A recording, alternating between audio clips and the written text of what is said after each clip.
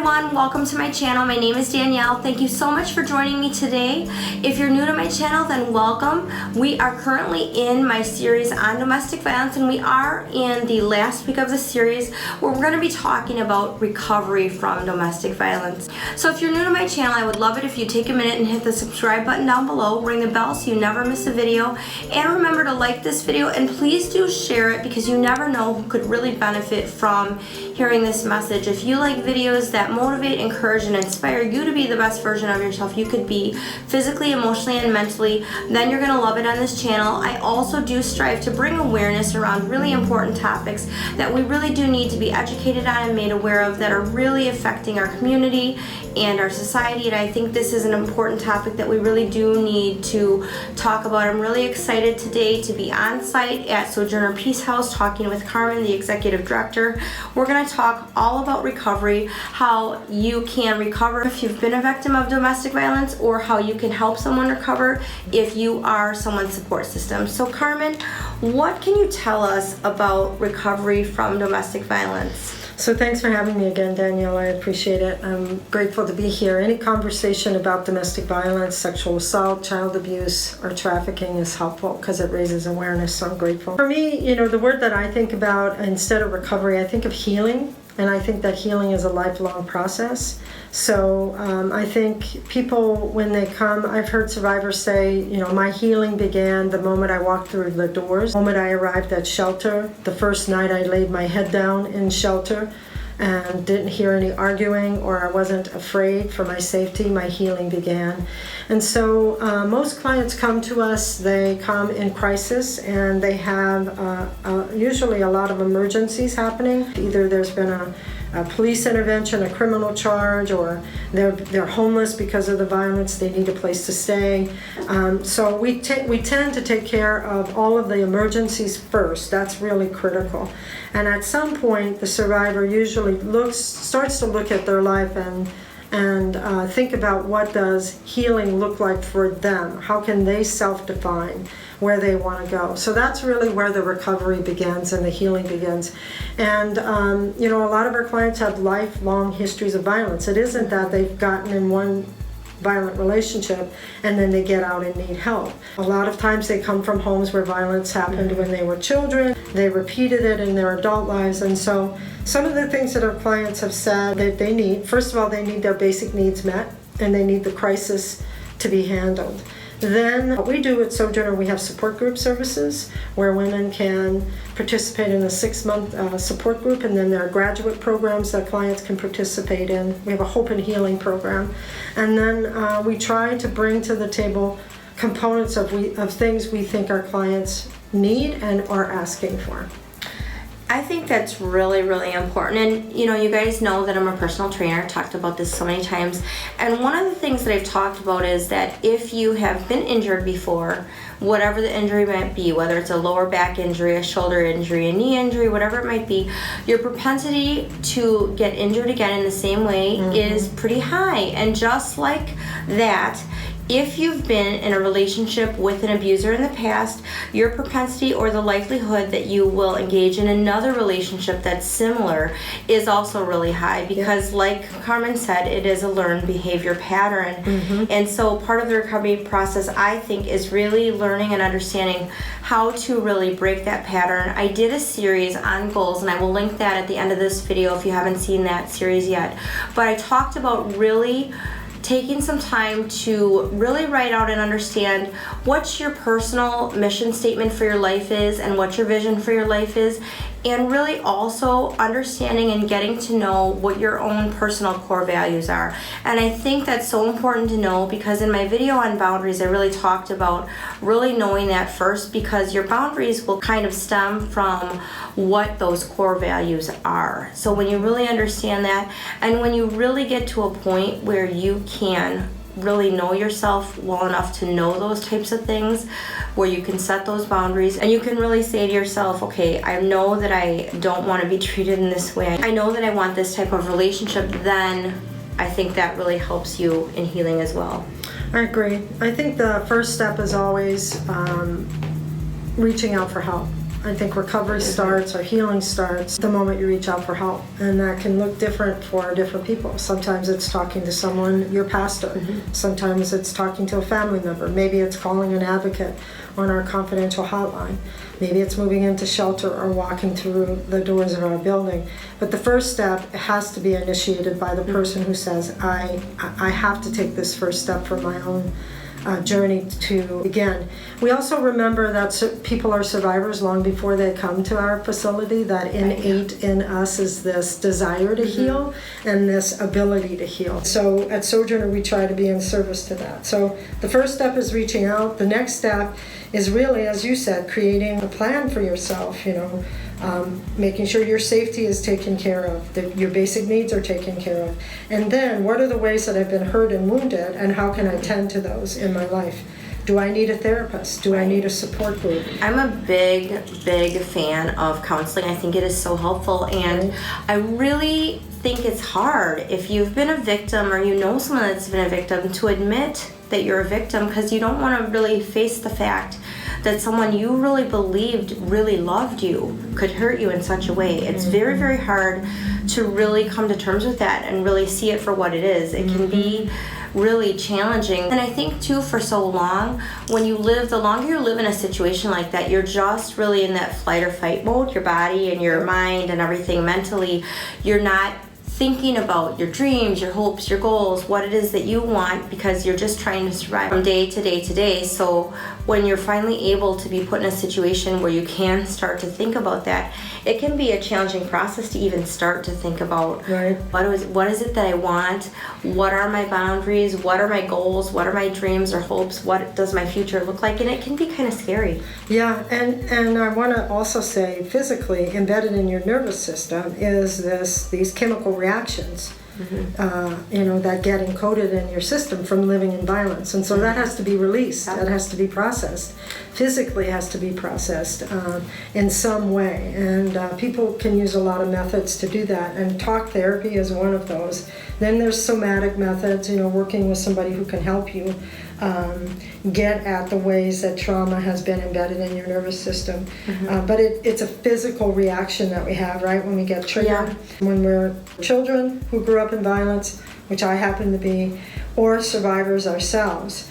And it is very hard to come forward. None of us in this culture, look at the rhetoric right now. Nobody wants to identify as someone who's vulnerable. Vulnerability can be difficult. We blame victims in this society for the things that happen to them, instead of taking responsibility collectively for the violence that happens. We blame the survivor. It's your fault somehow, right? And so it's very hard for survivors to want to come forward in the environment, because we make it hard for them to do. And that's hard because survivors oftentimes are already blaming themselves. They have a very hard time to really say it was not my fault. It can take years of therapy just to get to a point where you can say this was not my fault.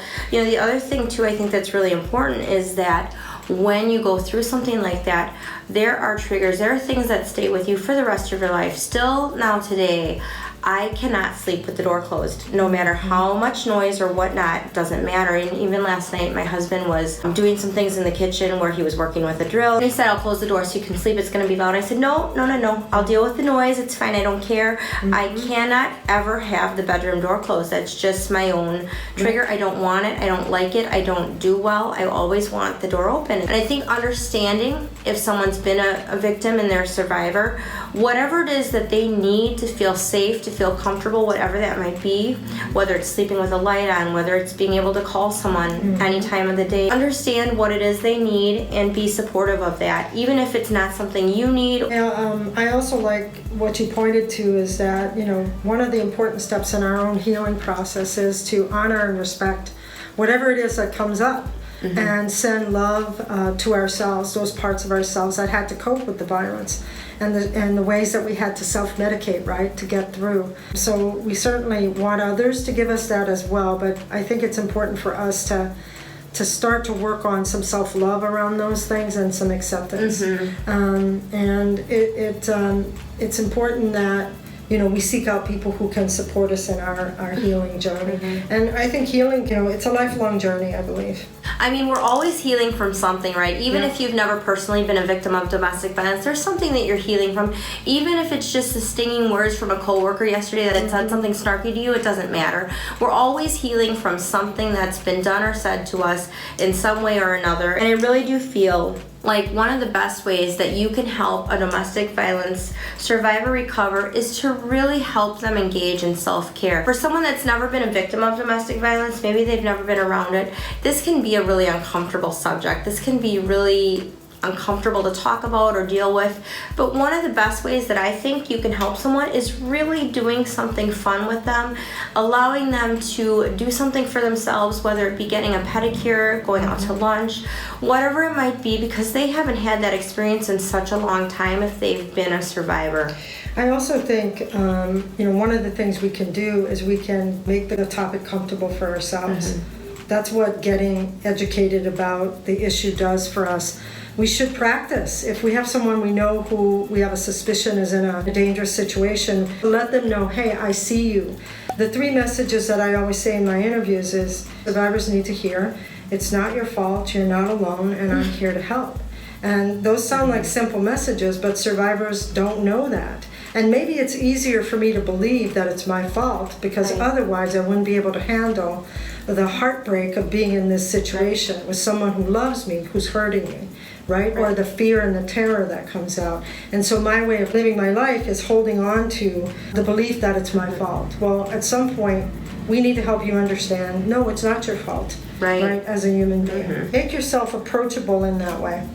I think that's really important because even if you think about having a healthy relationship that's ended, if you've had a romantic relationship with someone and it's ended for whatever reason, how heartbreaking or how difficult that was, but then you add that other layer of there was violence, there was chaos or fear of some kind, how much more difficult that then becomes on top of the difficulty and the heartbreak of a relationship ending, even if it was healthy. So thinking of it in those terms, really just thinking about how hard this is for your friend, for your family member, for the person you know that might be going through this, and also understand that this isn't easy for people to talk about. So don't expect that your neighbor, your friend, your family member is just going to come up to you and spill their guts about this. They're not. I often say to people, think of your worst day. Think of something that happened to you that was so embarrassing that you never want to talk to anybody about. Those are the feelings that survivors have. They have fear, they have trepidation, they are nervous, they're anxious about coming forward, which is why I believe it's so critical for us to be compassionate people. I have to create space for you to feel like you can even approach me, number one. Otherwise, it's not even going to be possible for you. If I'm standing in judgment as a human being wherever I go, that sends you a message as a survivor. I am not a safe person for you to reach out to. So do our own work individually, right? Heal our own woundedness. You said it earlier. We're all wounded in this culture. We live in a violent, hateful culture, especially right now. That matters. We're swimming around in this environment and we're all wounded people in a variety of ways. But if you can heal yourself, then you can hold space for others who need to heal as well. So that's what we try to do at Sojourner. When people walk in our doors, I say to staff, the most important thing, even if we can't do anything for you, is to treat that person with love and dignity and respect. Those are powerful forces in life. And respect and dignity is something that a survivor of domestic violence, especially if they're newly coming out of a situation, they haven't felt that in a long time. Exactly. They don't know what that feels like. Maybe ever. Yeah. Right? Yeah. So that's really, really important. Is there anything else, Carmen, that you think is really important to add about recovery from domestic violence? What I would say is spend your time around people who are positive, who make you feel worthy, who can help you, who are there as a resource for you. Get educated about the resources. For those of us out there who want to help, we should be achieving our own health, dealing with our own woundedness. Survivors are incredibly resilient. I am always in awe of the strength and courage that it takes, that human beings have. It's a beautiful thing to witness. The healing process is incredibly awesome to see happening in someone's life and to be in service to it. So thank you for highlighting the topic. Thank you guys so much for watching to this point. If you're still with me, I'm so grateful to have you watching today's video. Before I end today's video, I do want to share with you 6 things that you can do to really help support and encourage a victim of domestic violence through the recovery process. And in addition, I want to share with you 6 things that I believe are critical and that you really need to do if you yourself are a victim of domestic violence and you are working your way through the recovery process.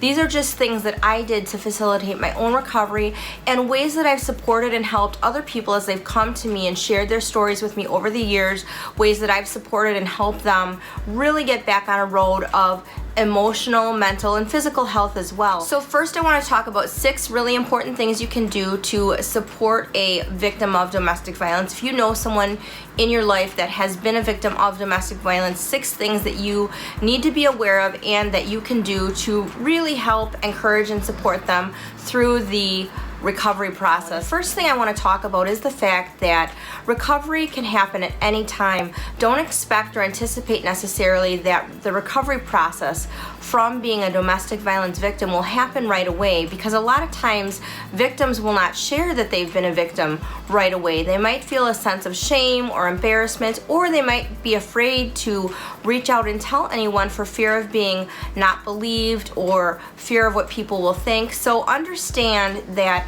you might not know right away that someone's been a victim, so recovery could happen months or even years later after the incident has occurred. So just be really aware of that, and whenever someone's ready to start the recovery process, be available and ready to help them whenever that may be. The second thing to really be aware of is that you may not realize that somebody that you know in your life has been a victim or is currently a victim of domestic violence and is trying to work their way through the recovery process, or maybe they need to and they don't know where to start. The chances that they're just going to tell you over dinner, over lunch, or over coffee out of the blue are really not very high. So really being aware of your loved ones and really taking note of any changes in attitude, personality, or even physical appearance is really important in helping them really be able to open up and talk about this so they can start on the road to recovery. The third thing to remember and keep in mind when you're trying to encourage and support someone who has been a victim of domestic violence is to not take their power away. And what do I mean by this? I really mean that you need to allow them the freedom to share the information that they want to share with you when they want to share it. Don't press them to give more details than they're ready to give when they're not ready to give those details. A lot of times we think that we're helping if we just encourage and press people to just talk about things, but this is a very sensitive subject. It's a very painful subject, and we really need to respect that they will talk about it and share with you the details that they want to share when they're ready, when they're comfortable. Recognize and realize that through this relationship that they've had with their abuser, all these months, all these years, for however long they've been involved in this relationship, all their power has been taken away. They have not been allowed to go where they want to go, do what they want to do, talk to who they want to talk to, or even have their own thoughts, feelings, or opinions many times. So really allowing them to take some of their power back and really being patient and allowing them to be comfortable to share what they're willing to share whenever they want to share it, and not pressing them or making them feel like they need to share more than they're ready to before they're ready to share it is very, very critical. The fourth key in really helping a domestic violence survivor recover is really helping them find their voice. This really goes along with my third point when I said for many months or even years they have not been allowed to really voice their opinions, their thoughts, their feelings. They haven't been allowed to say no. Over the course of time, the longer someone's involved in a domestic violence relationship, they really become a chronic people pleaser, and they're always nervous and worried and scared usually about when the next shoe's gonna drop. Their only concern is really keeping their abuser happy, keeping them calm, making sure that they don't do anything to set them off to potentially beget violence in the relationship, because they're worried about that and they're scared about that. So they have suffered many, many months or years even without being able to really think for themselves or voice their opinions or feelings, and certainly without being able to say no to things that they didn't want to do or they weren't comfortable doing. So really allowing them to be able to do that, encouraging them to share their thoughts, share their feelings, share their opinions, encouraging them to say no, not pressuring pressuring them to do things that you know as their friend or family member may be beyond their comfort level, or maybe you can just really see that they're tired, that they have a lot going on.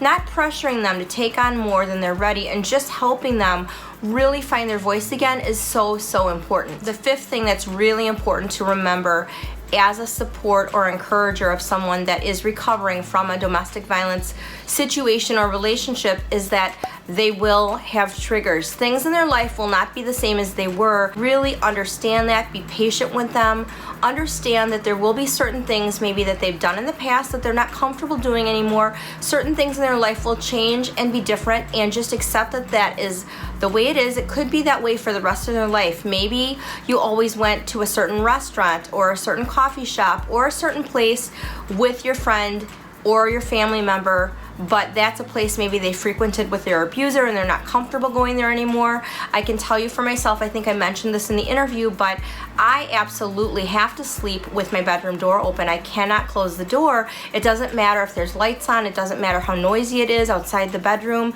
I will not close the door, and just for me, that's a trigger personally because of things that have happened in my past.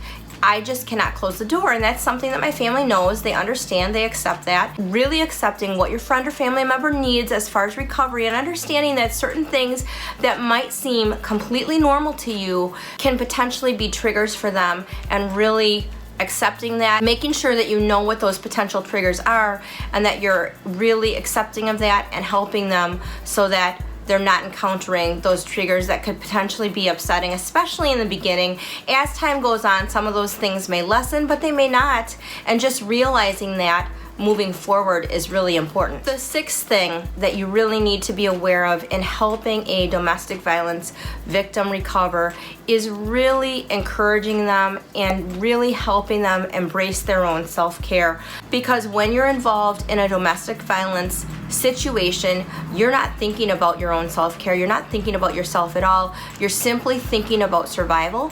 You're thinking about pleasing your abuser, and so for so long they go through life not knowing how to take care of themselves, not knowing how to really put themselves first and how to nurture themselves. And so really helping them to facilitate self-care, really helping them to see the value in that. If you can take your friend for a manicure, or you can take your friend out to lunch, or you guys can get together for coffee and just do things that really help them feel good and help them to nurture themselves and engage in self-care, is really important, because it has been a long time since they've been able to do that, or since they've felt comfortable trying to do anything involving self-care. So that's really key. Now lastly, I want to talk about recovering from domestic violence as a victim. If you are currently recovering, or you want to recover, or maybe you are a victim and you're trying to get out of a bad situation, I want to talk about 6 things that I think are really key and important in your recovery process. The first one is pretty simple but also really hard to do, and that is simply to be kind to yourself. Recognize that you are a valuable human being, and recognize that this is going to take some time, but be loving, be kind. A lot of times our self-talk and the things that we think and say to ourselves are things that we would never say to another person. And if we were encountered with anybody else on the street, a stranger or anyone else, we would never say the unkind things that we say to ourselves. So really be kind to yourself, love yourself, take the time to really invest in yourself. That's really important. The second thing that's really important in the recovery process is to recognize that this recovery process really involves other people, and really get the help that you need. There's a myriad of different things you might need. Maybe you need to get police protection. Maybe you need to file a police report. You most definitely should seek counseling. I think that that is really critical and really key, and I've done that throughout my life at different points, and it's proved invaluable. I think that is really important. But really take the steps you need to get the professional help you need from whichever avenues you need it, whether that be legal, whether that be with the police or the authorities, and through counseling. That is so important. Make that investment, take the time to do that, because that leads me into my third point, which is simply do whatever you have to do to feel safe. So feeling safe is really critical in the recovery process because you've spent so much time with your abuser feeling unsafe. It is really important as you start to try and recover that you make yourself feel as safe as you can. So along with my second point, if that means that you do need to file a police report, get a restraining order, or seek help from a counselor or a shelter or whatever it is you need to do, I will be linking all the information for Sojourner Peace House and for the Milwaukee Women's Center in my description box below. So really utilize the resources that are available to you. There are many free resources available to help you, so don't think that you need money to get the help you need. You don't. But in the recovery process, it is really important to make your safety a priority. So if that means moving to a safer neighborhood, investing in a home security system, moving your kids to a different school district, whatever it is that you need to do to feel safe, make that investment. It is well worth it. You're going to sleep much better at night, and it will really help speed up and facilitate your recovery process. The fourth thing that you need to really realize and understand is that things in your life will be different. You will feel differently about things. There will be things that never used to bother you that now will trigger you and will really cause bad feelings, bad memories, flashbacks, whatever the case, and that's normal. Understand that that's okay. Really avoid your triggers. Really make sure that you do whatever you have to do to stay safe, like I just said in my previous point, but recognize that that is going to happen and that's okay. If you're not the same person that you were before, if you don't frequent the same places you went to before, or you don't do the same things you did before, or your routine changes, all of that's probably really healthy, because there might be some things that you had done with your abuser in that relationship that really are repetitive, that remind you of your abuser, and you probably don't want to continue to do those things anymore. So recognize and realize that changing your routine and that potentially having triggers in your life after you have left an abusive situation is normal, and we want to go ahead and avoid those triggers and really start fresh and develop some new routines that are just your own, that don't involve things maybe that you did in the past with your abuser, and that's normal and that's really healthy and good. The fifth thing that's really important to your recovery is really surrounding yourself with positive and encouraging people. And in that same vein, I want to just caution you to be careful who you tell. A lot of people are well-meaning, but they can be more busybodies. Maybe they're just interested in juicy gossip. Maybe they're just interested in details because it's interesting to them, or it's something kind of scandalous, and maybe they don't really care about helping you recover. Just be really careful who you trust and who you tell. I definitely think that you should have a close-knit group of people that you can confide in, that will support you, that will encourage you, but be careful because your recovery is so important, and it's really important that you surround yourself with people that are really encouraging and that really can support you. I did a video series a while back on my channel on friendship, and the last video in that series talks about toxic friends, how to recognize them and how to get rid of them. I will link that in the description box below and at the end of this video. But really recognize if you have any toxic people in your life, now is the time to get those people out of your life, because you do not need that, especially right now. The last point that I want to make that I think is so important is taking steps to feel more empowered, mentally, emotionally, and even physically, because it will help you feel stronger. It will help you feel like you're more in control, and it will give you some goals to shoot for. You will see behind me today, I have my vision board featured on the mantle here. I did a series on my channel on goals, and I talked about really how to make a vision board, the benefit in that, and really how to set goals. And now would be a great time for you to look at doing that. Look at setting some goals for yourself that are things that maybe you've always wanted to accomplish or achieve, some things that you want to do, even if it's just a simple goal of, I want to be able to sleep through the night, I want to really focus on my health, I want to really focus on time with my kids. Whatever it is that you want to achieve, take some time to set some goals, really take some time to find ways to empower yourself. I really find that getting stronger physically can really help you feel stronger emotionally and mentally as well. And I found that through the years in working with my personal training clients. So I would love to help you if that's of interest to you, but I really recommend that you do whatever you can to take steps to help empower yourself and help improve yourself, because you're going to feel so much better about yourself. And one of the critical things in recovery, I believe, is really working to rebuild your self-image, rebuild that self-esteem that's been torn down the whole time that you've been involved in a domestic violence situation. You really need to find out who you are. You really need to take some time to nurture yourself, develop yourself, and really rebuild yourself from an emotional, mental, and physical perspective. So you guys, thank you so much for being a part of this series. It is so, so important to me, and I really want to give a special shout out and a special thank you to both the Milwaukee Women's Center and to Sojourner Peace House for partnering with me in this series. I hope that you found this series educational. I hope that you found this beneficial, and I hope that you will use this information to really have as a resource should you ever need that. As I said, all of the links for both the Milwaukee Women's Center and Sojourner Peace House will be linked in the description box below. If you are a domestic violence victim and you are struggling and you are suffering, again, I really want to encourage you to really take the time to get the help you need. You are valuable, you are important, and no person should ever be fearful in any relationship or situation, and no person should ever have to suffer at the hands of an abuser, because you are important and you are worth so much more. Thank you guys so much for watching. I'm so excited to have you be part of my YouTube family. I will look forward to seeing you in my next video, and as always, remember to make your everyday ordinary life extraordinary.